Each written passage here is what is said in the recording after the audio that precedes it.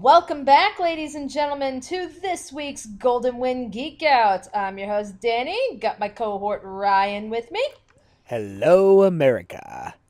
And we are here to discuss episode 5, Find Pulpo's Treasure, which I think suffice it to say is the episode everybody's been looking for because we finally got the crew! Huh? Oh god, yes, here we go! Mrs. Spirit 4! チョコケーキでもなきゃチーズケーキでもないからな。そうじゃねえ。ケーキが4つなんだ。この俺に死ねっつうのか。Do they want me to die? 4つのものから1つ選ぶの縁起が悪いんだ。5つのものから選ぶのはいい。3つのものから選ぶのもいい。Oh god, that's right. 4つのものから選ぶと良くないことが起こるんだ。The number, there are 4 lights of cakes. Do they know damn well that I have the bad luck with the number 4? I'm sorry. Oh man, and then we got Abbacchio is just like, yeah, whatever, I'm getting some cake.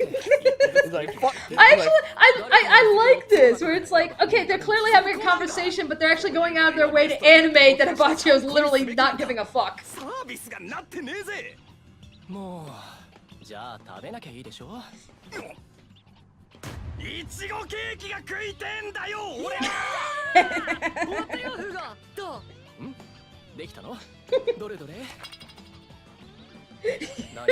Yes, 16 times 55 is 28. Oh god!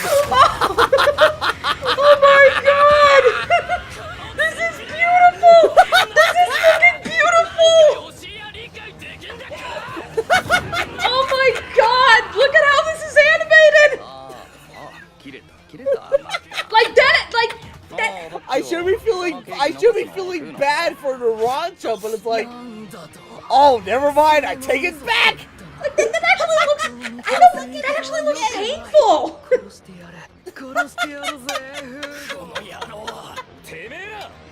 Oh my god! Here I was feeling bad for that, but even with like Naranjo getting all intimidating and shit, look at the way he was wiggling his fucking knife. Like, god damn it. I was feeling bad for this guy, but seeing this animated, it's like, okay, never mind, I take back all those feelings. Naranjo's still a fucking badass. Holy shit.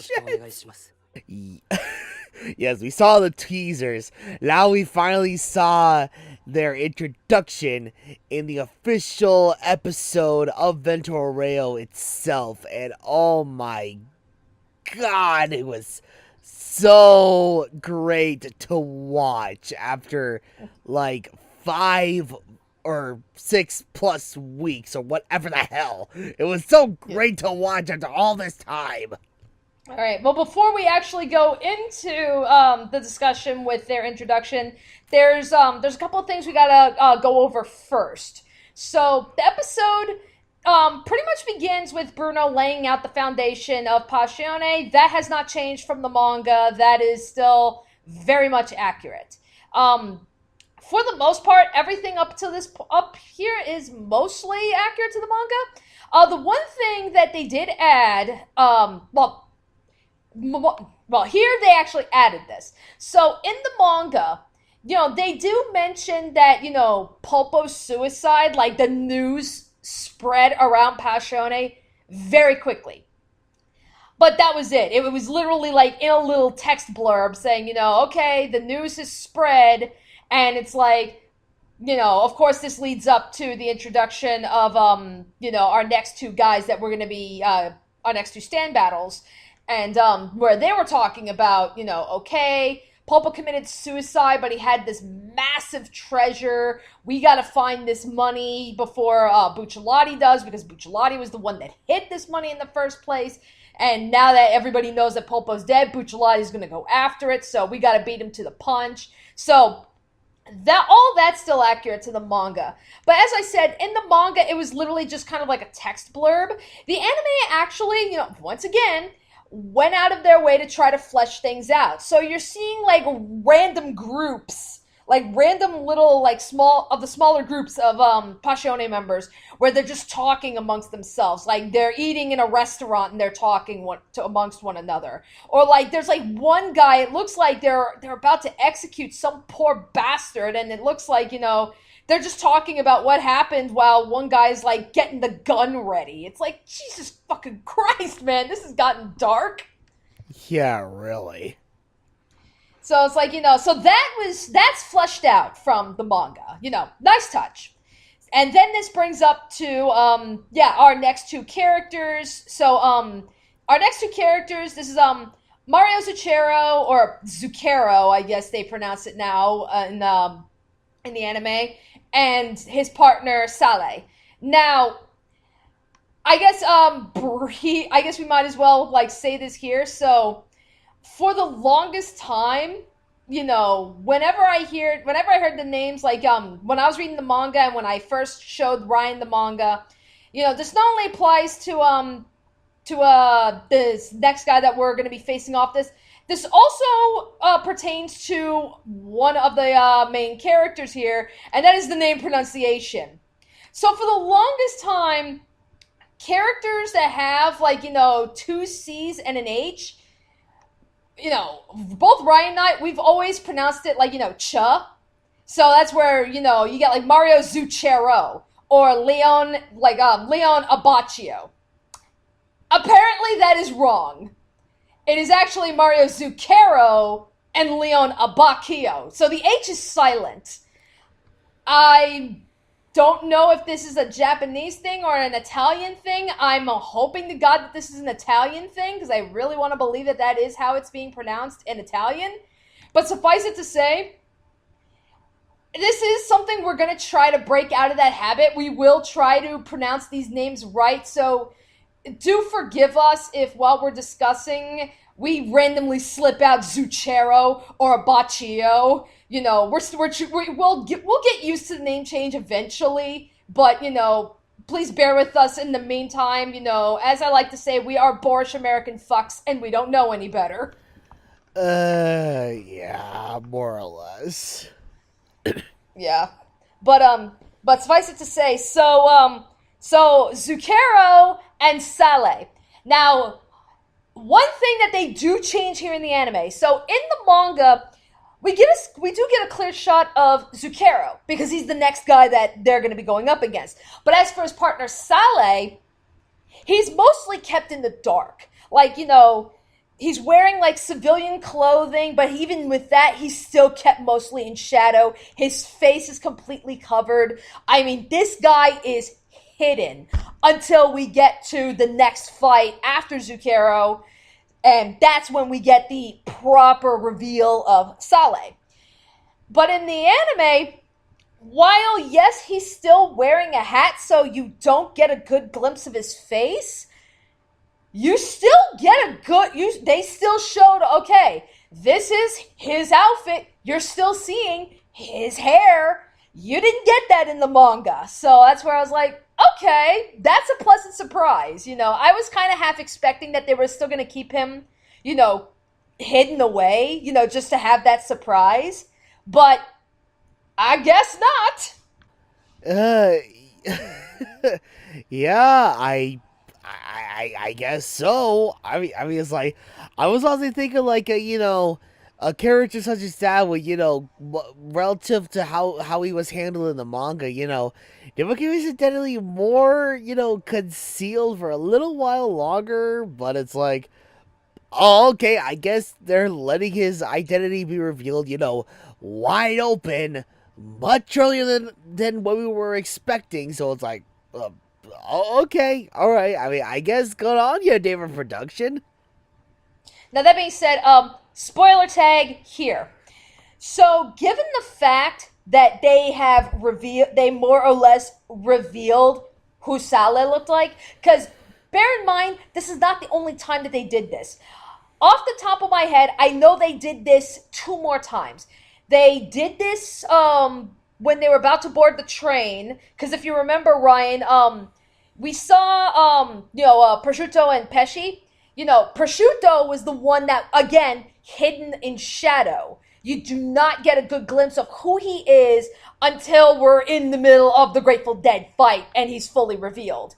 And then, of course, there is our main villain, completely cloaked in shadow until we get his grand reveal towards the end of the story.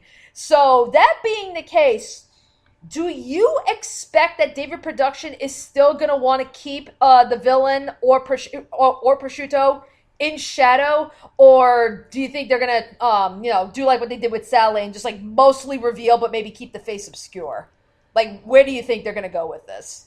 Oh, jeez. I don't know. I mean, it's like, considering how they've been handling, like, the last, like, a few episodes, and how they've been, for the most part, they have been, like, staying true to how things are handled in the original manga.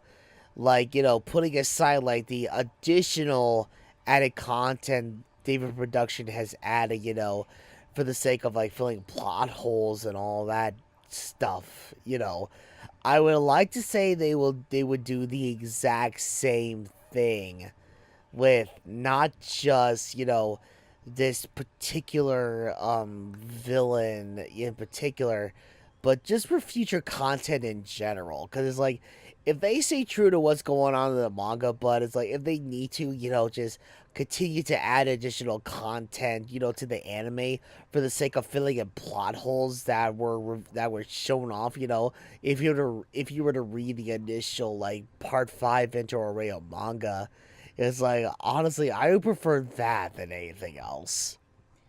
Okay. Yeah, because, like, honestly, I think they'll probably do with Prosciutto like what they did with Sale. They'll probably keep him revealed, but maybe obscure his face in a shadow or something.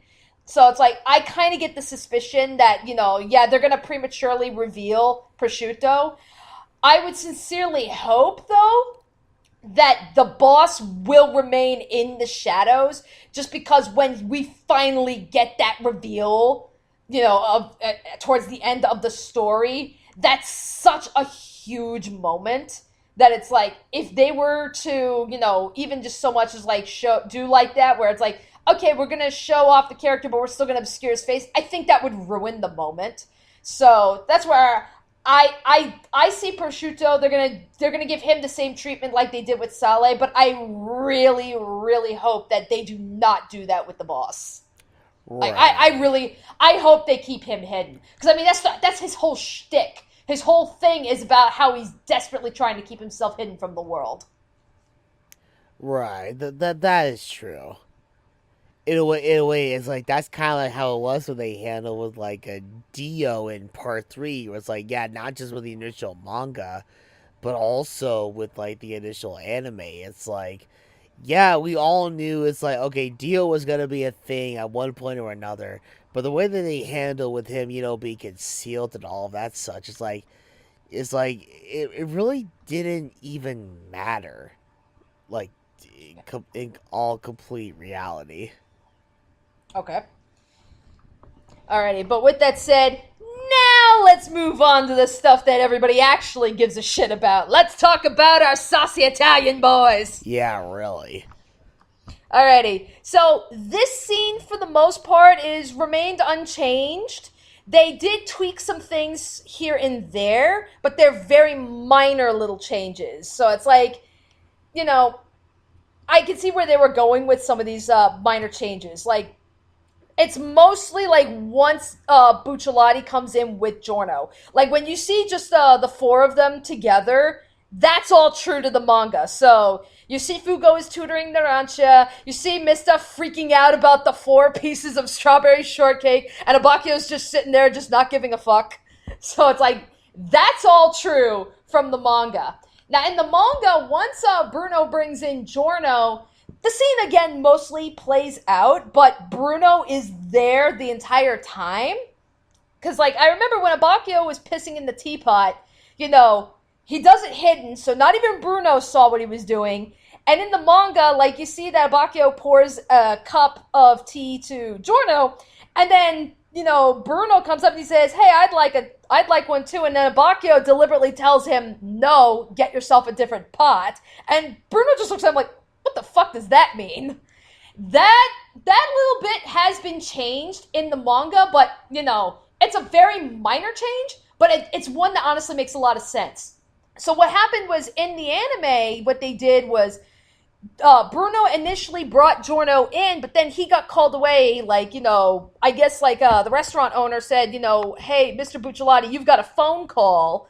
So Bruno goes to take the phone call. That's how he hears about Pulpo's suicide. And then he gets distracted by the old ladies that, are saying, hey, can you help my friend? Her son is beating him and he's hooked on drugs. So that explains, okay, let's get Bruno out of the picture. So Abbacchio's free to do whatever the fuck he wants to Giorno. And then, when Bruno comes back is right before Giorno actually drinks the piss. So that's different from the manga, but it's a very minor change. Right. Yes, but it's so that, I gotta say, that was handled very well. Although, I don't fully understand your censorship laws, Japan. Because it's you censor out the shit that Kakyoin force feeds the baby in part 3. But you don't censor out Abbacchio pissing in the cup and then giving it to Giorno to fulfill some kind of fetish. That's where it's that we're allowed to see. So, I don't get it. I do not understand, what is deemed okay and what isn't. I don't get you, Japan. I really don't. Yeah, really. It's apparently with them, it's a lot has changed. A few years after the initial, initial release of all the shit that Kakyoin went through, near the end of part 3 Stardust Crusaders, when Stardust Crusaders initially aired in Japan. So it's god damn, I can only imagine. Yeah, look, a bunch of shit has changed with David Productions after these past 4 years. It's anybody's ball game at this point. That's just how I'm seeing it. Yeah. Oh well. And that's just something that was just I get it's such a minor thing. It's not even a nitpick. It's just more it's just why is this okay? Why am I allowed to see this? Yeah, really. I get the excessive violence. I even get the feeding the baby shit. But it's I don't get why we have to cover up Jotaro smoking a cigarette, and that I don't get why they had to censor that. And then it's yeah, but we're allowed to see Abbacchio bringing Giorno into a piss fetish. We're allowed to see that, apparently. So it's I don't get it. Yeah, really. Alrighty. But with that said, so now we actually move on to the second half of the episode. And, this is where they're getting on the boat. And they actually do add some more onto the scene. Because, again, as I mentioned last week, so in the manga, after the initial meetup, the next chapter, they're already on the boat. So in the anime, we actually get to see, okay, they're going to the harbor, they're actually renting out the boat, Mista is just saying, don't rent anything with the number 4 on it, that was pretty funny. And then you have Narancia, who's just stocking up on shit, he's buying, chips and sodas and shit, so it's oh, I guess that explains where he got the soda for, Mista to wreck his CD player. Yeah, true. Oh my god. Then it's pretty much and pretty much everything after that, again, is pretty much, beat for beat with the manga. And it goes pretty much right up to the beginning, we're in the beginning of the soft machine fight. So we see that, Narancia, Fugo, Mista, and then lastly, Giorno, they've all been taken. So the next week, the bulk of the next episode is going to be the soft machine fight. Yeah, I can only imagine at this point, it's it'll pretty much be how it was handled with the Black Sabbath fight in the anime. It's cause it's when you really think about it, it's okay, the fight with Black Sabbath and the fight that goes on with the bow, they're both relatively short fights. So yeah, it's suffices to say, I think it's safe to say that this next stand battle that's going to be going on with a Bucciolati and a Abbacchio like on the ship or whatever, it's probably should be like probably just as long, if not a bit shorter, than how it was with how they handled with the Black Sabbath fights in the actual anime adaptation. Okay. All right. So that being said, I know when we were watching this, Ryan, like I know like we were, both of us were flipping out, but I think you were more so like going like, oh, holy shit, was like when we were seeing the beginning of the soft machine fight, like the way they were animating everything. Like you see like, yeah, like Miss and Fugo, they got off easy. Like they literally just go like off panel and they disappear without even like a sound or a struggle. But poor Narancha and poor Giorno. It's like, holy crap, man. Like, you can actually see, like, the struggle. And then, Ryan, I think you even pointed this out, was, like, specifically with Giorno. Like, while in the manga, we do see that, Giorno gets stabbed in the back. But in the anime, they actually, like, before he gets stabbed, you see, like, the tentacle, like, the Kraken tentacle, grab Giorno and literally, like, swing him in the air before he gets stabbed. Like, you notice that difference. Oh yeah. I mean, it could very well so be because there's like I was basing this from like how I saw it in the manga when we were initially doing the manga dubs, and they were just handling all the action scenes, like frame upon frames and all that shit. When it's like, okay, when you see it in the anime adaptation, it was another case of like, okay, they can just freaking show all this shit going on between frames of the original manga, fluidly and smoothly at the same time. So seeing Giorno get like grappled by this Kraken tentacle and then get stabbed in the back just out of the blue, like as the entire Capaccio freaking gang was being like ambushed or whatever. It's like, god damn, it was menacing, but damn, it was so really fluid to watch at the exact same time. Mm-hmm. Yep. And then, yeah, so, we actually do not get, freaking you at the end of this episode. So, no, to be continued, and then, we're waking up being horny and everything. So, no, we don't get that this week. So, sorry. But, apparently, from, the title of next week's episode, so, Abbacchio's stand, the original name is Moody Blues. Apparently, that has been translated to Moody Jazz. Considering the name itself, it's like, no, like, for the sake of avoiding copyright, it's like, I can understand Latin minor change there. Honestly, not entirely exactly what I would anticipate, but it's like, no, like it makes sense. Yeah, they did to Abbacchio what they did with Fugo, where it's like all they did was they just changed one word, but still kept like it still pretty much meant the same thing. Like they just found a synonym, which is like okay, that's good. We got another person that got a decent name change.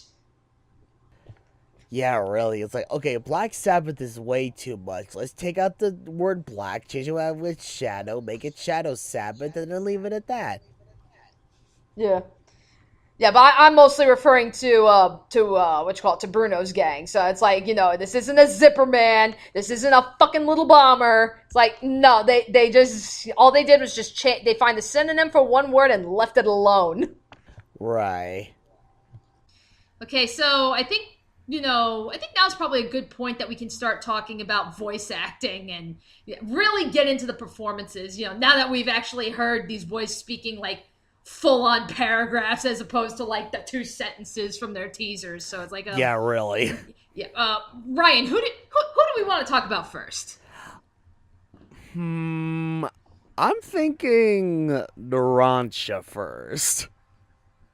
Alrighty, so Narancha, aka Deku from My Hero Academia. Good choice. Yeah. Yes. Yeah, I could not agree more. It's like it's like just okay, from the first scene that we have of Narancha and the gang or whatnot, it's like just listening to him interact with Fugo, it's like okay, they could not have picked a better guy to portray a character like Narancia. I love it. Well, it's like, again, you think back to like again, think back to Deku from My Hero Academia, because Deku is a completely different character from Narancia. Oh I mean, God, yeah. down to like personality and everything, and he's doing pretty damn good with Deku, at least from what I've seen. I'm only in season 2 of My Hero Academia, so I'm still fairly in the beginning, but yeah, I do think he was doing pretty good with Deku there. So then I was just like, okay, you look at Deku and very noble, very righteous, although very wimpy. And then you get to Narancia, who's like, short-tempered and like 1 minute, but then like the next minute he has like the biggest goofy ass grin on his face. So it's like you're talking about like a character who has like severe mood whiplash. And yeah, I think it's pretty safe to say he's actually managing to handle all the different sides to Narancia fairly well. Oh yeah. What was like I love how he like avoids Narancia like after like Fugo like was like giving Narancia like the hardest time because Narancia got like an answer wrong or whatnot. And Narancia retaliated by pulling out the dagger and had that look on his face, the sign of someone, just wanting to murder somebody. Actually, like, that's actually a good point. I love Narancia's facial expressions. Like, they are doing a really good job with them, because it's like, because again, Narancia has so many different moods, and even in the manga, he is one of the most expressive, if not the most expressive character out of, the entire gang. So it's like, just to see, yeah, it's like, you look at where he's with Fugo, and you see that, he's tired, he's frustrated, then he'll have the goofy grin, then he's got the murder face, or then it's like, you, like, watch when they're, like, on the boat, and it's like, when everybody's listening to Bucciolotti talking about, or going to Capri to get the money. And, like, everybody's got, like, they're either really serious or they've got, like, they're containing their excitement. But then you go look at Narancia, and he's got, like typical, like, anime happy grin and everything. He's, like, so goddamn happy. It's like, I think this is where the internet would say, protect the precious. Yeah, no, I could definitely see that. Yeah. Yeah. And let alone, like, and it's like, again, like, look at, like, that scene with Narancia and Mista with where Mista busts the radio, and look at Narancia's expressions during that whole scene. Actually, I want to know, what the hell was Narancia listening to? I mean, it was muffled, and, Narancia and Mista were talking over it, but it's like, can I have a link to whatever the fuck it was that Narancia was listening to? Because, I mean, it had to have been hopping. Yeah, or something. It's like, kind of makes you wonder, it's like, if it was like a pre-existing song, or if it was like a little tune they made like exclusively for the anime. I know, that's why I want to know. I want to know what the hell are you listening to? I mean, it's like, I know, like, when you read like Narancia's bio that, they provided towards the end of the series, they do mention that Narancia actually listens to a lot of rap. I mean, he specifically listens to, like, Snoop Dogg and Tupac and everything. And it's like, okay, clearly that's not what he's listening to. He's not listening to rap.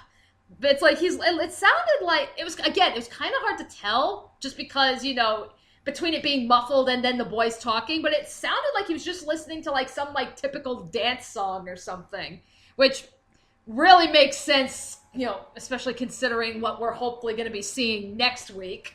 Where, where Narancia, Fugo, and Mista are going to put Fortnite to shame. Yeah, I was just thinking about that the moment you mentioned something about the song, like a dance, a song you can dance to. It's like, oh my god, that's more than likely going to happen next episode, isn't it?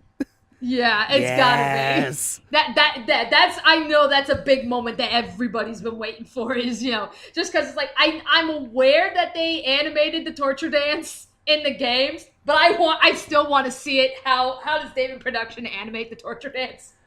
Yes. Oh, please.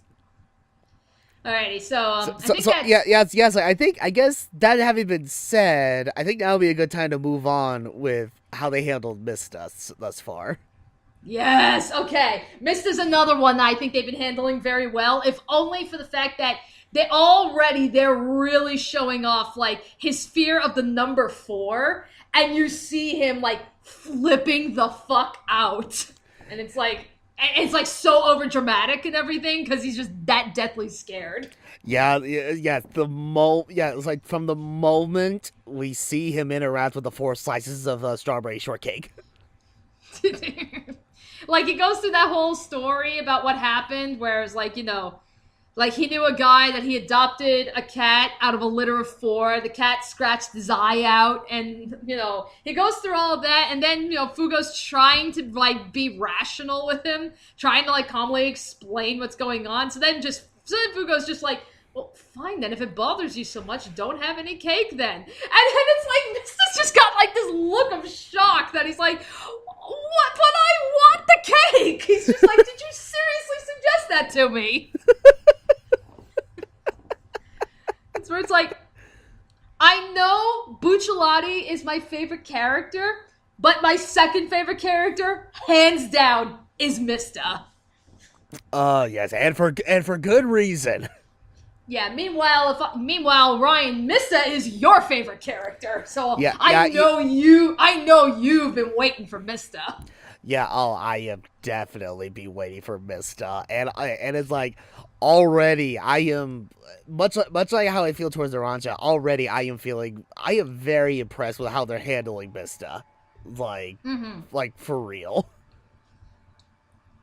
Yeah. And now it's like, of course, now. Again, you don't really see much of Mista. You gotta wait till the next fight. So we'll see plenty. We'll see plenty. We'll see Mista again.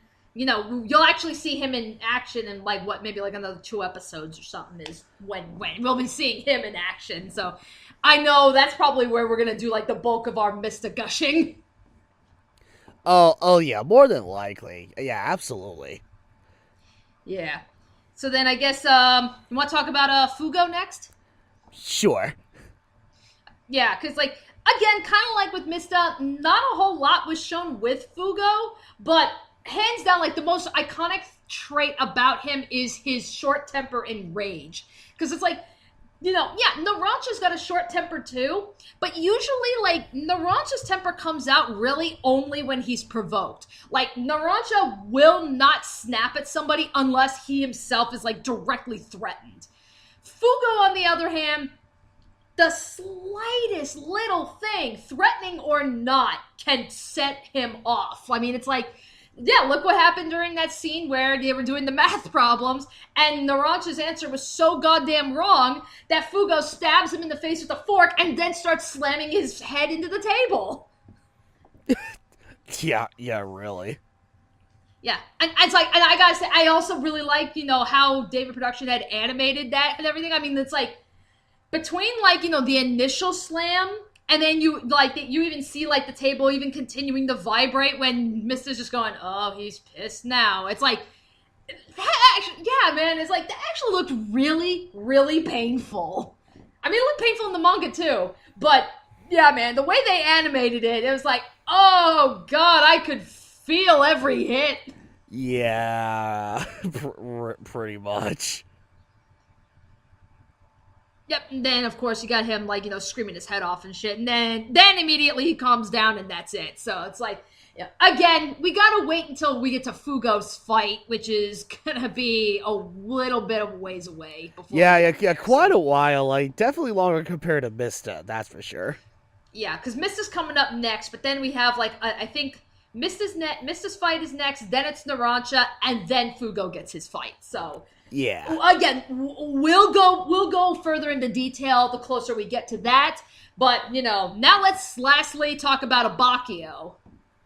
God, that's still going to take a lot of time to get used to pronouncing Abbacchio's name like that, as opposed to Abbacchio. I know. That's why I said, please bear with us if Abbacchio ends up slipping out instead of Abbacchio. We'll get it in time. But yeah, like, I believe I mentioned this earlier on, like at the start of this series, but yeah, Abbacchio's voice actor is actually the same voice actor of Terrence D. Darby from Stardust Crusaders. So we've got a JoJo veteran coming back with a bigger role. Oh, that's and, right. Yeah, and that's like, hot damn, is he doing good? Because they do not sound the same at all. It's like, because that was just something where I was like, okay, how similar is Abbacchio going to sound to Terrence? And I honestly cannot tell that they're the same voice actor. They sound like two completely different people to me. Yeah, really. Yeah, so then it's like, we could probably go a little bit more into Abbacchio, especially because, not for nothing, the soft machine fight really is his fight. So it's like, you definitely see more of Abbacchio, like, towards the end of this episode specifically. Like, when he's talking to Bruno, saying, like, yeah, I can solve this mystery and kick this guy's ass, but I don't trust Giorno, so I'm not willing to pull my stand out in front of this kid and everything. So it's like, I think, like, he's definitely got that, he definitely has that type of voice where he sounds like, he can sound very intimidating, he can sound confident, but then you have, like, where Giorno's trying to reason with him, and then he just turns to Giorno and is just like, shut up. I mean, it's like, he's definitely got that, the right tones down for him. Because, I mean, that really is what Abbacchio's like. I mean, it's like, he doesn't speak very often. He's usually calm and cold, except for Giorno, where he just promptly will tell Giorno to shut the fuck up. Yeah. That's pretty much a good, accurate summation on how they handle Abbacchio's voice performance. Like as of this episode, like they got the tones down with this character relatively good. It's like, yeah, on one hand, it's like, yeah, just like what you said, we got the tone down of him, like, getting, like, really defensive when it comes to, like, dealing with, like, a Giorno when it comes to certain situations. But other than that, they still handle his character as if he's mostly chill about, like, literally everything else. Like how he reacted, while Mista is just flipping his shit over 4 slices of cake, Abbacchio is just like, okay, whatever. Right, instances like that. Yeah, hell, you bring that up. Another real little attention to detail that I really like what David Production did was like, you see, Narancia, you can see he's clearly working on his homework. Mista and Fugo are having their argument, and it's like you just see Abbacchio, he just stands up, walks, grabs a piece of cake, and sits back down. So it's like, he literally gives 0 fucks about what is going on. He's just like, okay, I want cake now. I'm going to get me some cake. It's like, keep bitching and moaning all you want, Mista. I'm getting me some goddamn cake. Yeah, I don't know about you, but I am hungry for some cake, and damn it, I'm going to have a slice of cake. Right. Oh, would you look at that? There's 3 slices now. Okay, Mista, you're safe. Now stop bitching. Well, I mean, it's like, again, like, I think, like, you would think that in a situation like that, it'd be far too common, or at least expected nowadays with modern anime, especially, where it's like, you'll have 2 characters argue. They could have easily have just kept Abbacchio sitting there and just listening to his music, not doing anything, and not going out of their way to try and animate another character doing movement, just to make it easier and more time, save some time on animating. But the fact that they didn't do that, I really like that. Because it actually shows that, David Production actually gives a shit.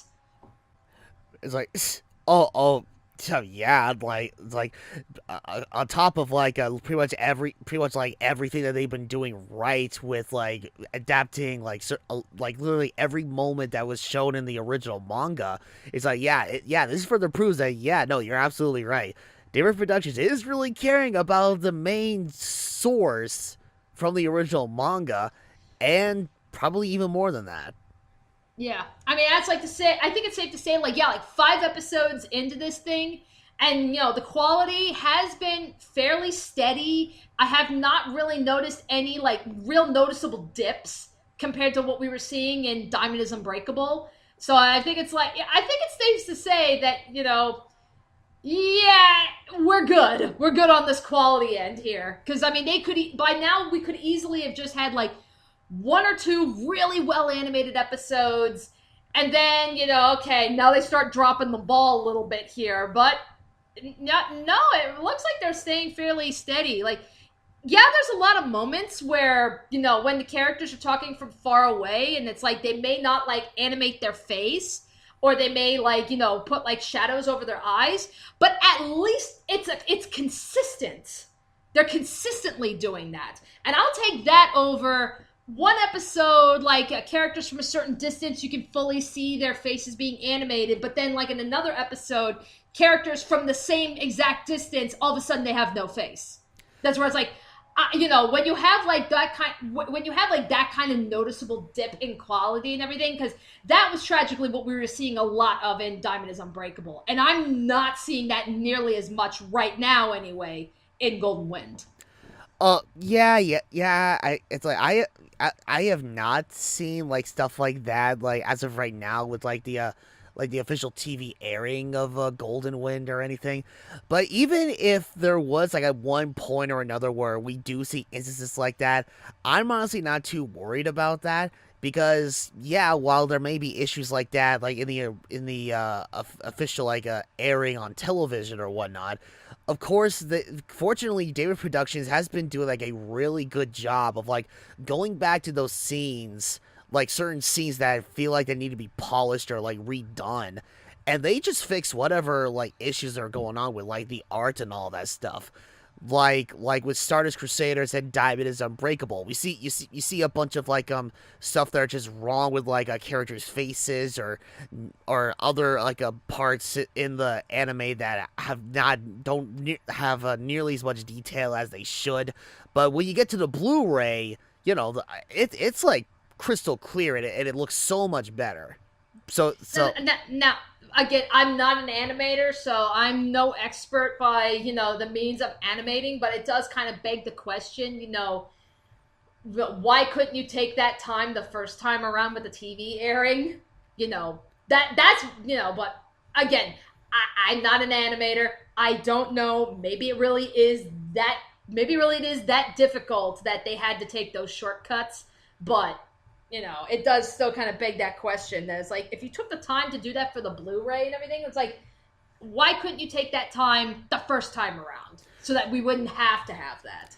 It's like, I don't know. For all I know, it could be like one of those instances where it's like they go through like animating like everything for like one episode, and they're thinking, this should be good or at least good enough to air on television. Okay, let's go ahead and put this up. But the problem is like they just don't exactly notice these various issues like right off the bat. So they want to when they're trying to get everything all prepped up for like the Blu-ray release, that's when they have to thoroughly go through like everything again just to make sure like either everything is still looking a-okay or there's some stuff they still need to fix. Maybe. Yeah, because I know that has happened to me like numerous times whenever I'm editing anything. Like, here I am just, like, putting all this time, into, like, editing another playthrough on this channel or whatever. I'm thinking, okay, everything is fine, everything is good. And then sometime later, I go through it again, like, after I render all of this stuff, and then I see just, like, one little hiccup or something does not look right. And I'm just like, are you kidding me? I gotta fix that and re-render this again? Well, god damn it, are you for real? Right. That's kind of like how I see it. Again, I could be wrong or whatnot, but that's just how I see it when it comes to stuff like this and how David Productions, handles like fixing like various issues with the art or adding more attention to detail like with the Blu-ray release of like a JoJo's Bizarre Adventure, as opposed to how it is when they initially air it on TV for the first time.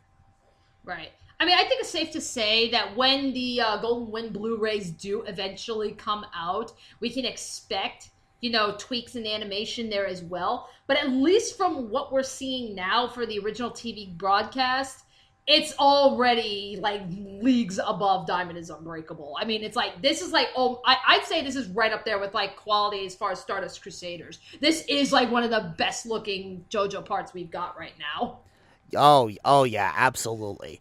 Plus on top of the fact that right now they haven't been like too obvious with with how they handle censorship and all that stuff. Like as we established, I believe during the last Geek Out that we did. Right. Alrighty.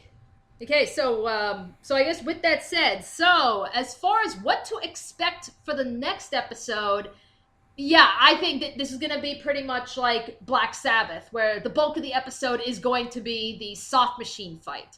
Because they've already covered, I think, I think they covered like the first like 2 chapters practically of this fight, where they're just getting on the boat, Bruno's explaining everything, and then you've got, you got Narancia, Mista, Fugo, and then Giorno being taken by Soft Machine. And that's where the episode left off. That was like 2 chapters, I believe. So I think it's going to be just like Black Sabbath. So I think it's safe to say we could, the rest of the Soft Machine fight will be taking place next week.